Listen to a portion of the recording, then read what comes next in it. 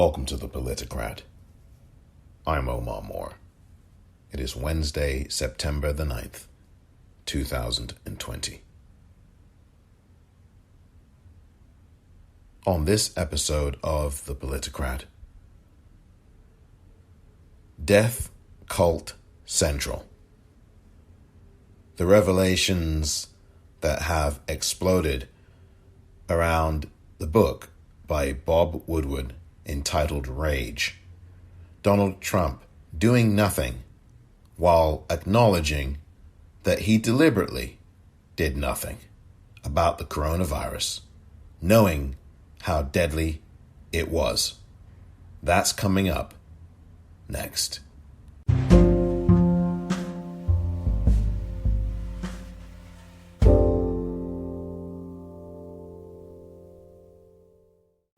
The coronavirus. This is their new hoax. We have it totally under control. It's one person coming in from China. One day it's like a miracle, it will disappear. When you have 15 people, and within a couple of days it's going to be down to close to zero, we really think we've done a great job in keeping it down to a minimum. I like this stuff. I really get it. People are surprised that I understand it. No, I don't take responsibility at all. No responsibility at all. And there you have it. That is Donald Trump, who admitted to Bob Woodward in 18 hours plus of interviews that he knew about how severe and how deadly the coronavirus was going to be. And not only that, he deliberately did nothing to warn the American public and to, quite frankly, prevent the spread of this virus. Those revelations from the book Rage.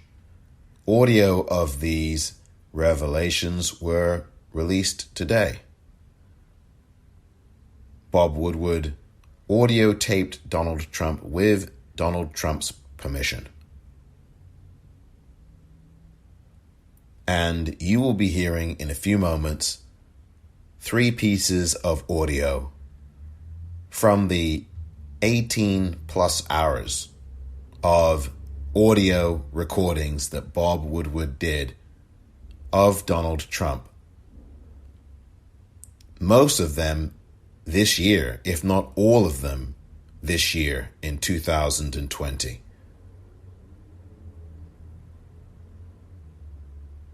$191,000 people have died from the coronavirus. 191,000 this year in just about 7 months. 7 months. Donald Trump knew on February the 7th of this year, 7 months and 2 days ago, that this virus was deadly. And yet, throughout the time he knew this, and beyond that time, he downplayed the threats, he downplayed just how serious it was, and he didn't take it seriously. He wasn't sending ventilators to people. He was claiming that New York didn't need that many ventilators. What are they going to do with that? What are they needing that many ventilators for? It's all a matter of public record. Now, for some people, this is not going to make a hill's worth beans difference. It won't make a hill's beans worth of difference to some at all. But to those of us who have a conscience and have a sense of humanity and sanity, this is something that should appall and disgust you. Whether you support this clown or whether you do not, Nobody should accept, nor should they tolerate, someone who puts his hand on a Bible, pledges to protect the country and protect the American people from all enemies, foreign and domestic, and do everything the opposite, and do so with an eye toward destroying the country and killing nearly 200,000 Americans. In short, this is a crime. This is a crime.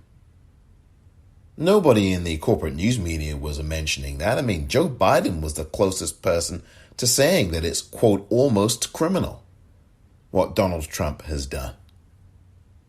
And he would be 100% right. I would go further. It is criminal what he's done.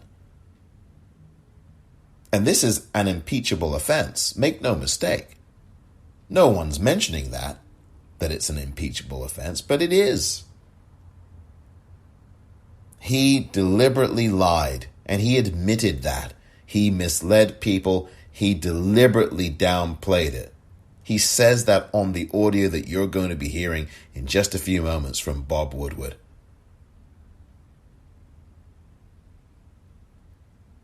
This is a crime, full stop. And if Donald Trump was someone who wasn't in the White House, he'd be in handcuffs right now.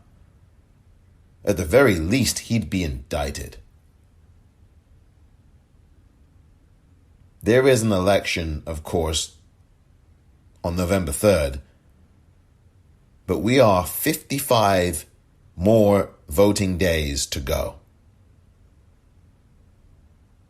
We have 55 more voting days. And after you hear this audio, I will again say to you to go out and vote early. I would say to you to make sure that you are registered to vote. I would say to you to apply right now for your absentee ballot. I have a voting guide for all 50 states with the official Secretary of State websites and links to each of them and to a myriad number of categories: early voting, absentee ballot applications, poll worker applications, everything in between. Now is the time. We the people, it's about time to vote early. Do it now. Get this menace out of the White House. He clearly does not care about you.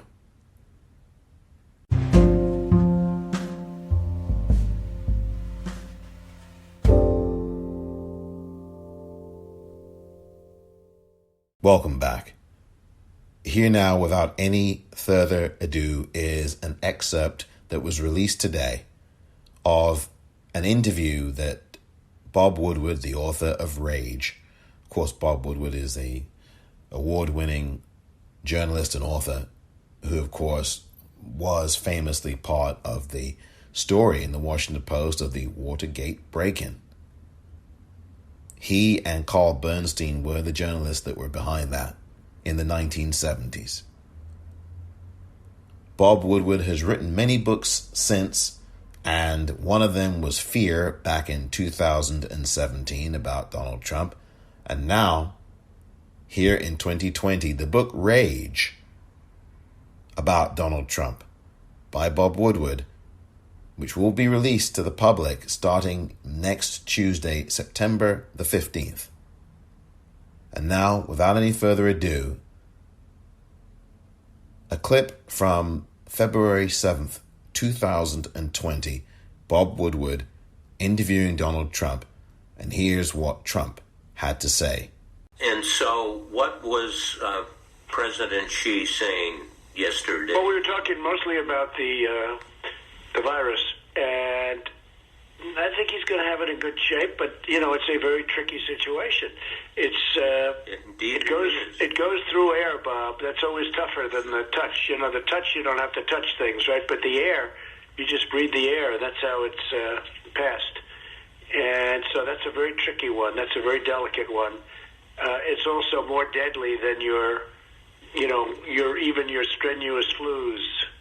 People don't realize we lose 25,000, 30,000 people a year here. Who would ever think that, right? I know. It's pretty amazing. And then I say, well, is that the same thing? This is more deadly. This is 5 per.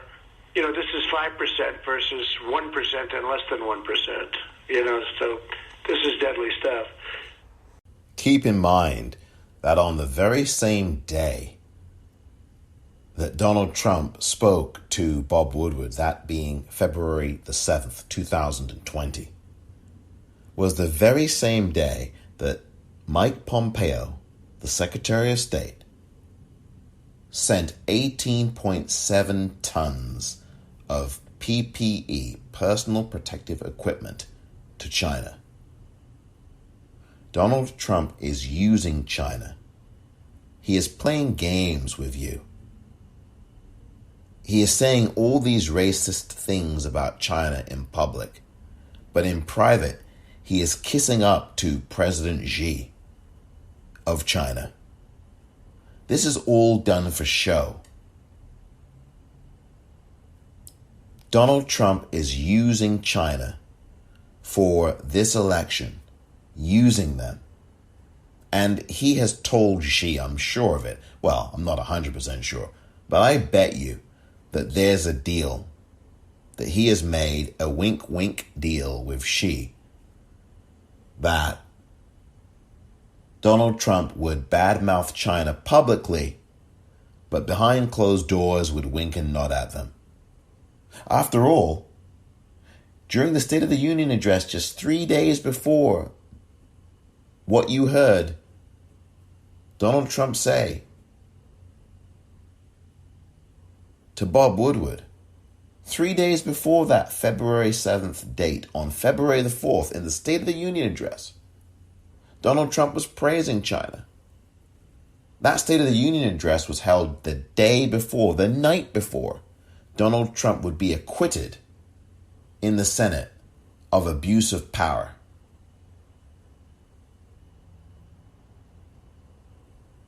Because of what happened with Ukraine. Do not forget that Donald Trump openly invited China and Russia and all these countries to spy. He did that last year. It's on video.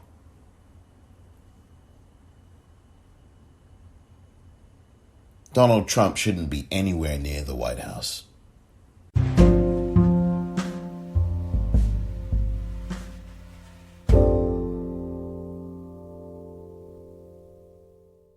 This is deadly stuff. Donald Trump knew, and he lied, and people died by the hundreds of thousands in this country, and they are still dying. And yet, just a few short weeks ago, just last month, he parades people on a stage who tell you that the coronavirus is done and that it has passed. And just yesterday or the day before, he got up on the stage and said, well, we're turning the corner on coronavirus. That is what he said. Now, that clip I played you earlier from an ad, that ad that I played from Priorities USA, was an ad that was made back in March or April of this year. And that was him downplaying the virus. In his own words, he even sued, or at least tried to get an injunction on a television station, a news station somewhere here in the U.S., to try to get them to stop playing that ad that I just played you a few minutes ago. It's his own words from this year.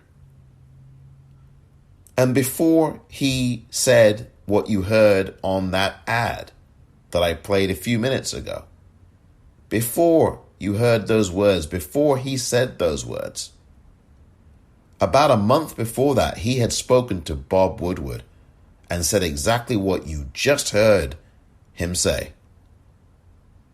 He knew how dangerous this was. This was intentional. This was murder. Think about it.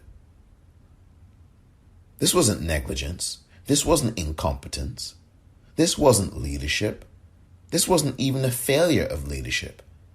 Donald Trump has never led. He has only destroyed. This is something that I have said many times on this podcast.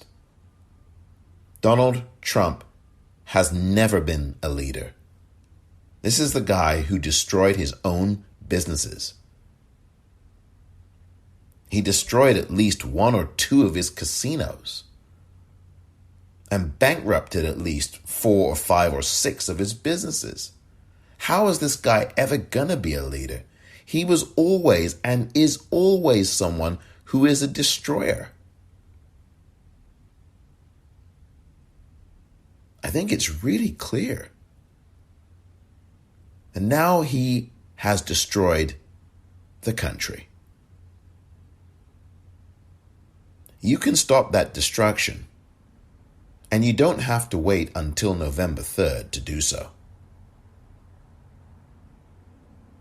If you vote early, Donald Trump will lose this election.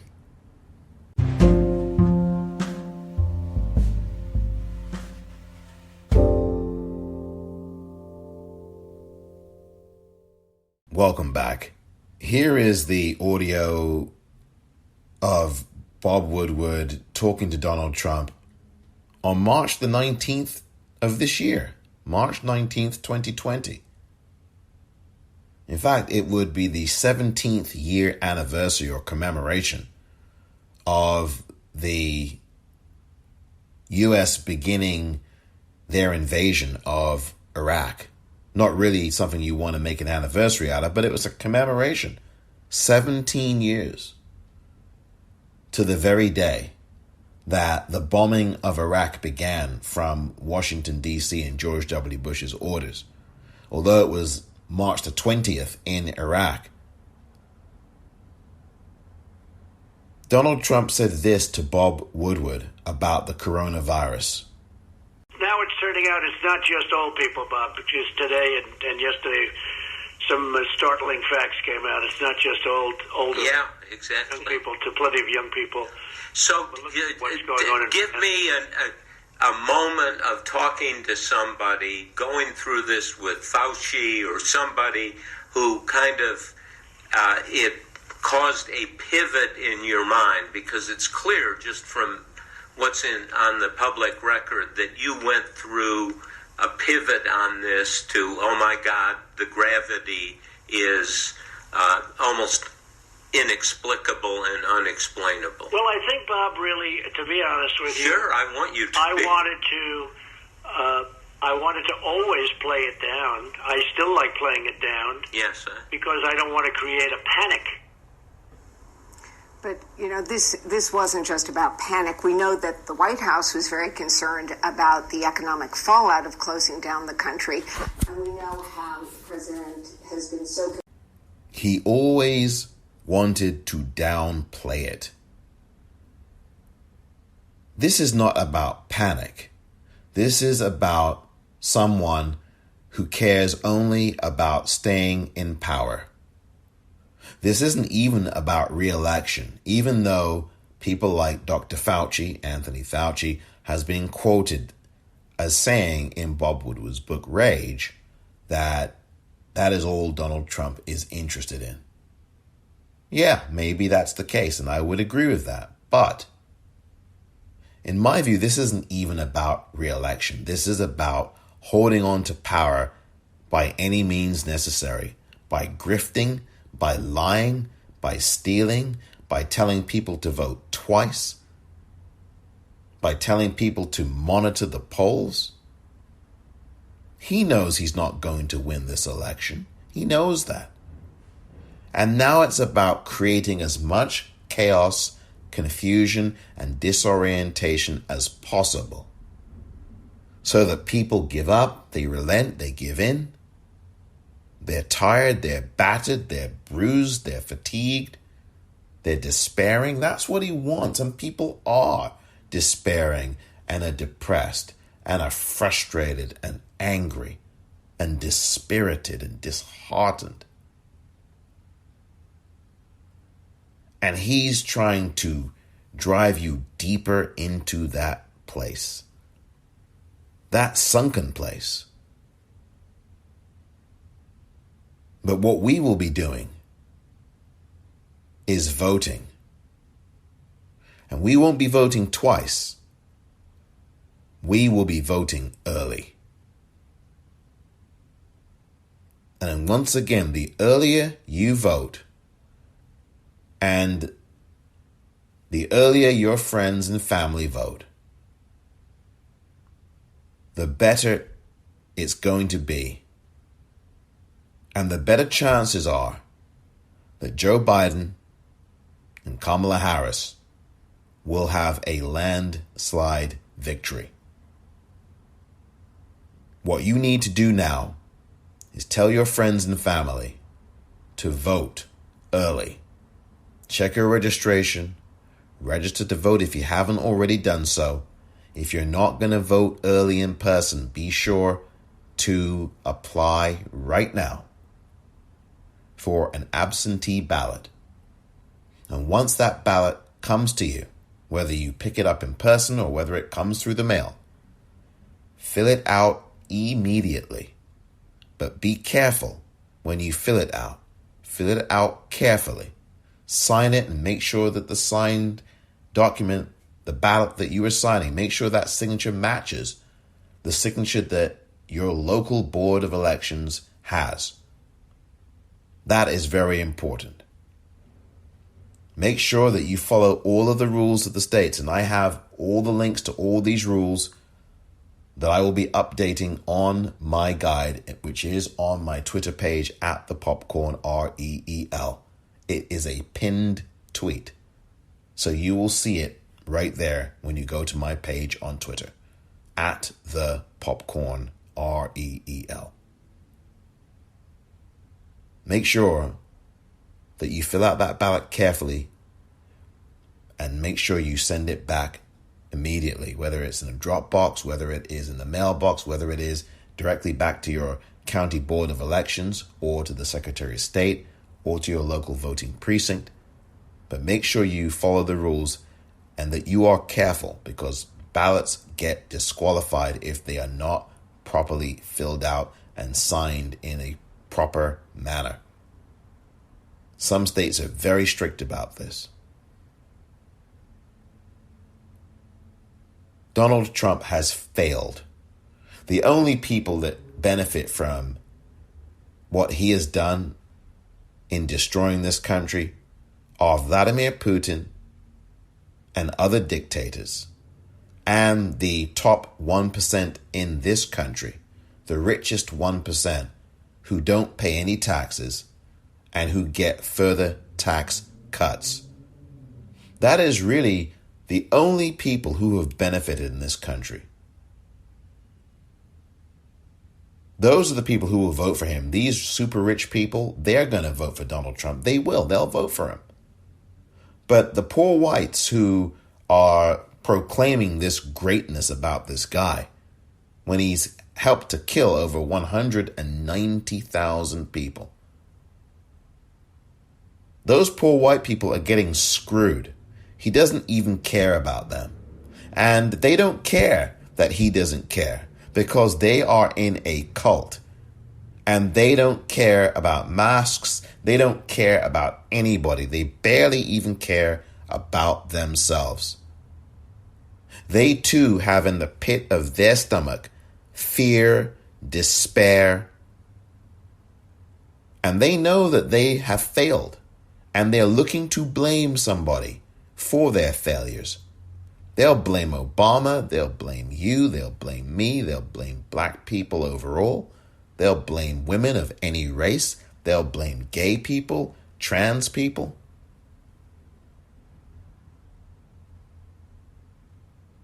And some of them are going to vote for him. This news today that came out, this explosive revelation and revelations, they won't faze any of these folks who support him.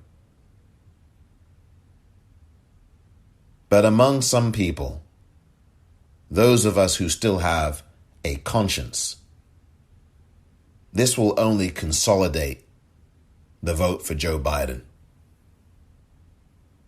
There is no question in my mind about that.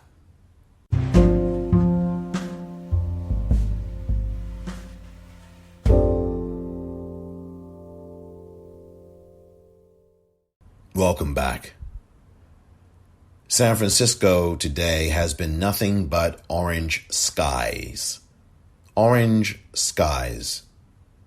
Yes, you heard me correctly. The sky here has been orange all morning long, and that has continued throughout the day. That is because of the wildfires that are about an hour or so north and northeast of here. Fires that have certainly affected all of Northern California, swaths of it. And of course, the fires are also down in Southern California and in the Central Valley. These fires have been burning for days, sending toxic fumes and smoke and really bad air throughout this whole area of Northern California. The air quality is terrible here. And climate change and climate crisis are what is going on that has effectuated this disaster. I have taken several pictures of this. And it's been one of those days. You see an orange sky here in San Francisco, and it is disorienting. And you always want to think, is this some kind of sign from the Orange Menace in the White House? I would like to think not. But on a day where the sky is orange in San Francisco, on a day where the fires continue to burn, and on a day when the Orange Menace is revealed as somebody who does not care and admits that he downplayed the threat while he knew about how deadly this virus was, it makes you wonder. It really makes you wonder.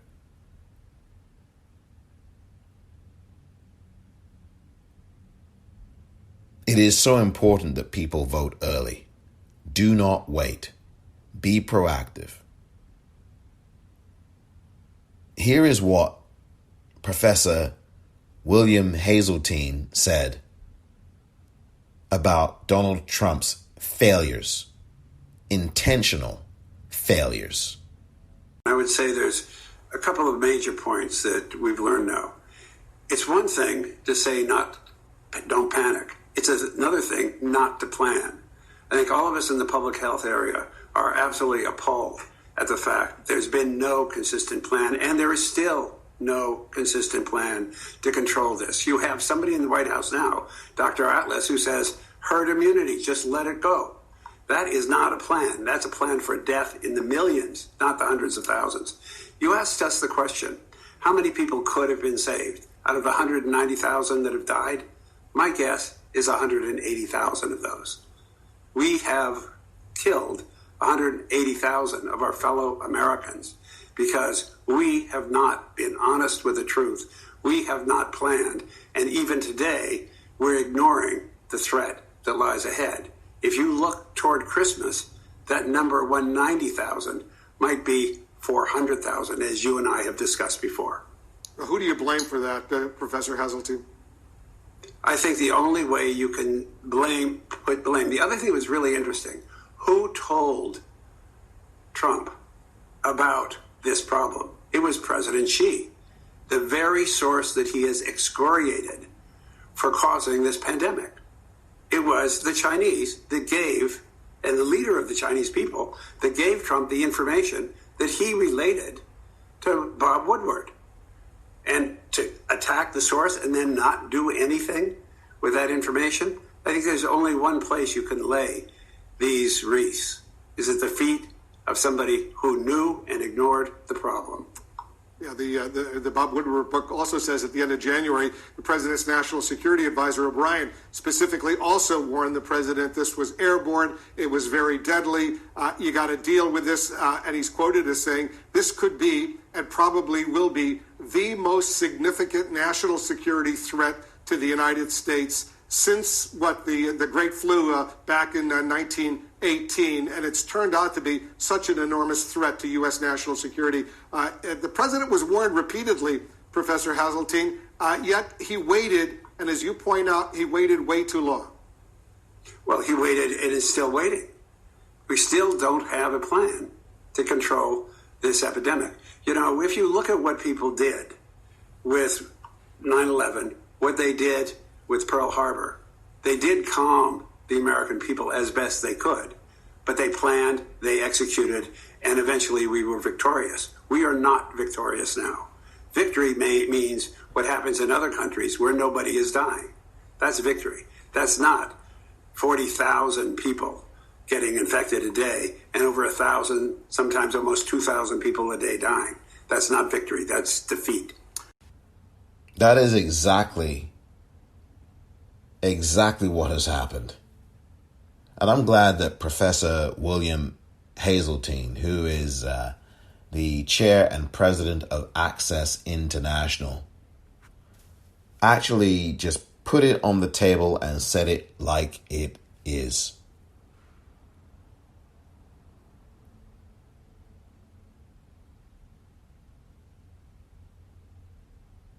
Bob Woodward's book, Rage, which again is coming out next Tuesday, that's September the 15th, has other revelations in it, including these really creepy letters from Kim Jong-un to Donald Trump. Very creepy and weird.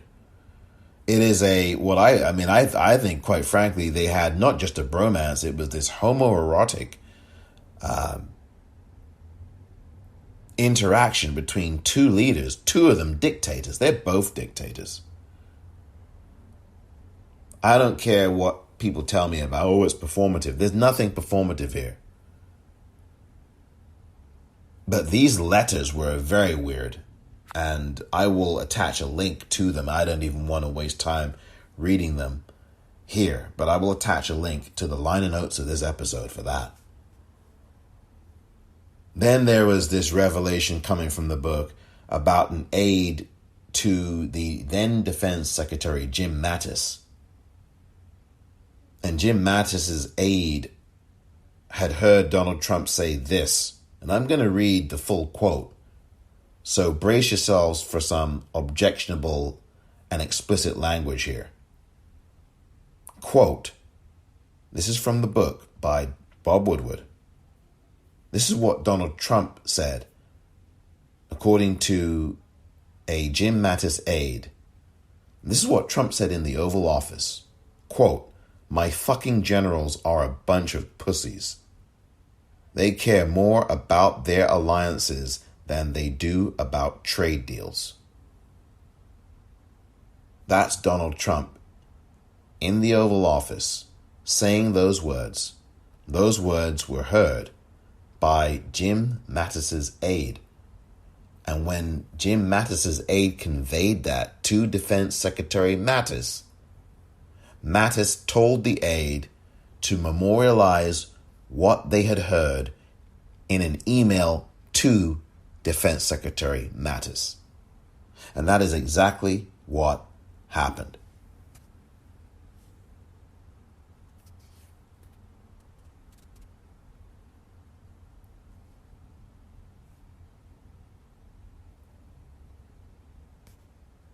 Next, one more piece of audio from Bob Woodward's conversation Conversations with Donald Trump.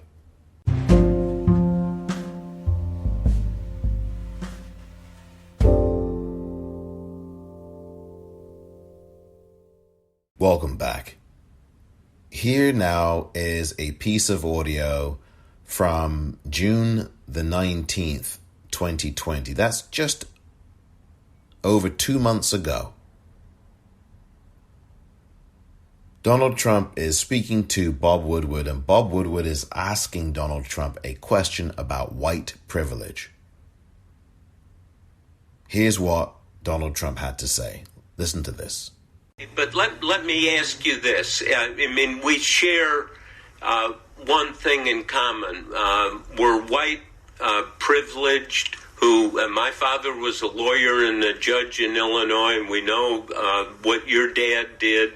And do you have any sense that privilege has isolated and put you in a cave to a certain extent, as it put me and I think lots of white privileged people in a cave, and that we have to work our way out of it to understand the anger and the pain particularly black people feel in this country? No, you really drank the Kool-Aid, didn't you? Listen to you. Wow. No, I don't feel that at all. Donald Trump says these things. Whoa, well, you're just too... Wow, you're drinking the Kool-Aid. Well, look who's talking, Donald.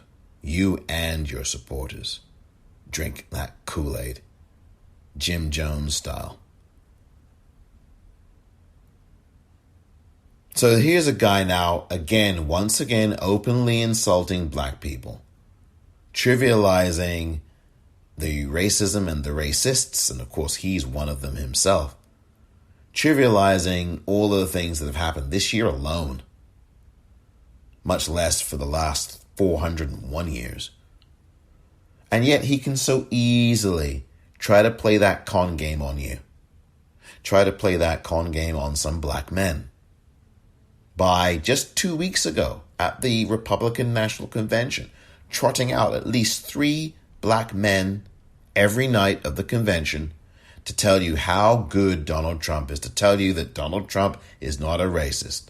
He can trot out a Herschel Walker. He can trot out a Democrat in name only. He can trot out people you've never heard of who are black men to try to tell you that somehow Donald Trump is not racist. He can trot out a guy who's been indicted on insider trading charges to try to convince you, oh no, I'm a black man here telling you that Donald Trump's not racist. This is all a con game, and it's a deadly, dangerous con game. And it is all for show for his base and to try to convince the other white people out there and some black people, but mostly the white people out there, convince them that this is why you should vote for him, even after all they've seen with their own 2 eyes and heard with their own 2 ears. This is nothing but a con game. Don the Con. He's got nothing. He has nothing. He's an empty suit.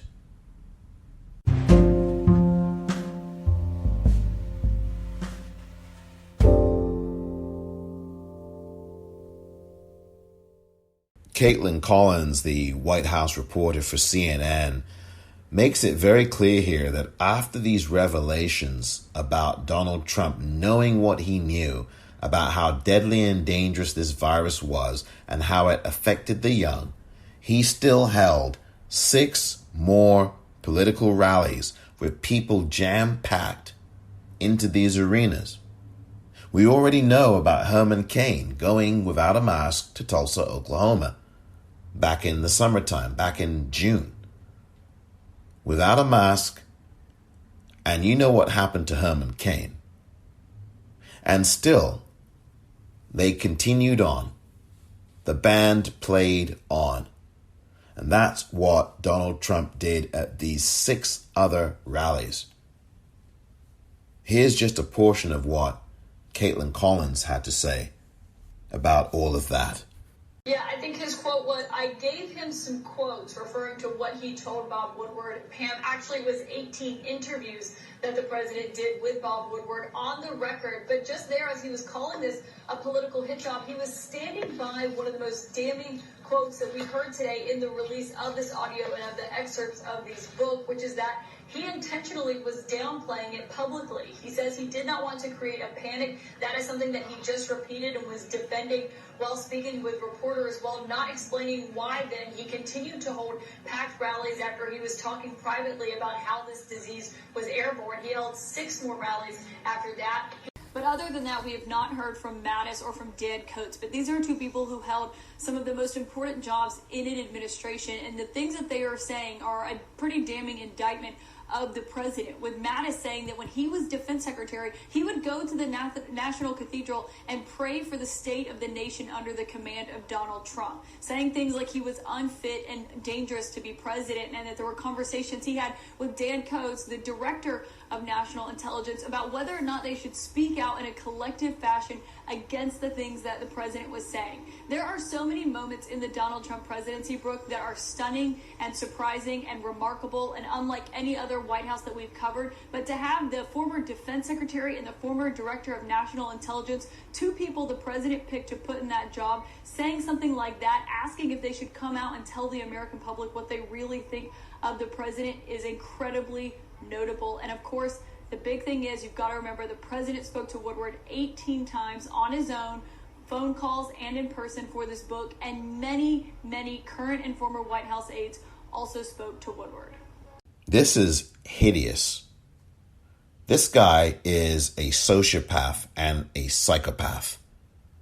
And that is not news to many of you who are listening to this podcast and who have listened to various episodes of it in the past. It is an affirmation of how dangerous and unfit this man is to be anywhere near the White House, much less occupy it.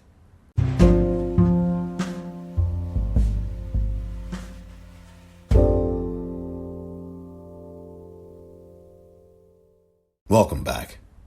Joe Biden spoke today in Warren, Michigan, and he had a few choice words for Donald Trump. And he also spoke to Jake Tapper in an interview that will be played in full, or most of it will be, tomorrow on Jake Tapper's show, The Lead on CNN. Here is Joe Biden. He had the information. He knew how dangerous it was. And while this deadly disease ripped through our nation, he failed to do his job on purpose. It was a life and death betrayal of the American people. Experts say that if he had acted just 1 week sooner, 36,000 people would have been saved. If he acted 2 weeks sooner, back in March, 54,000 lives would have been spared in March and April alone. You know, his failure has not only cost lives, it sent our economy in a tailspin. It cost millions more in American livelihoods. He downplayed it. He said leadership is about confidence. Yeah, and that's why we have no confidence in his leadership. I mean, look, you saw what Columbia Medical School pointed out in March. Had he acted 1 week earlier, there'd be over 31,000 more people alive. Added 2 weeks earlier, it would have been 50-some thousand still alive. This caused people to die. And what did he do the whole time? He acknowledged that you breathe it, it's in the air, and he won't put on a mask. He's talking about it's ridiculous to put on masks. What do you need social distancing for? Why have any of these rules? It was all about making sure the stock market didn't come down, that his wealthy friends didn't lose any money, and that he could say that, in fact, anything that happened had nothing to do with him. He waved a white flag. He walked away. He didn't do a damn thing. Think about it. Think about what he did not do. And it's almost criminal. Joe Biden is absolutely right. There is no way on earth that Donald Trump was not thinking about his billionaire buddies, because that's what is left unsaid in all of this. And Joe Biden just put it straight on the table. All he cared about was his billionaire buddies, his rich friends.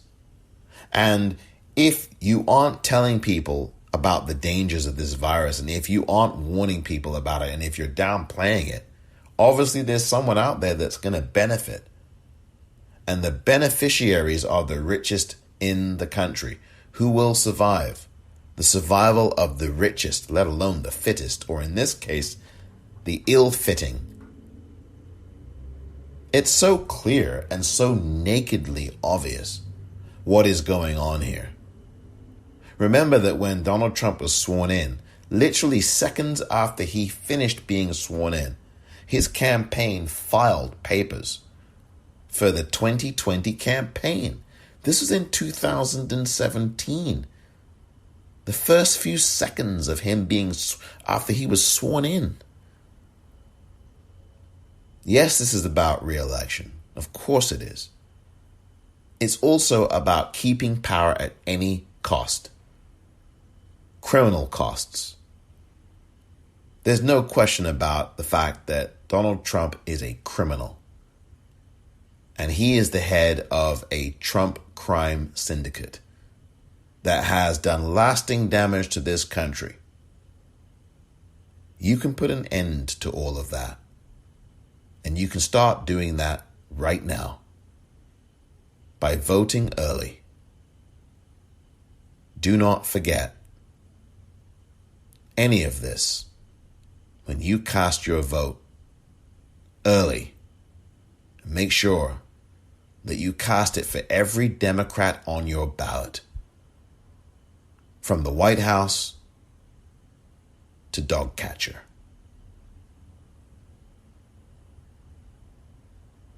Thank you very much for listening to this edition of The Politicrat. I'm Omar Moore.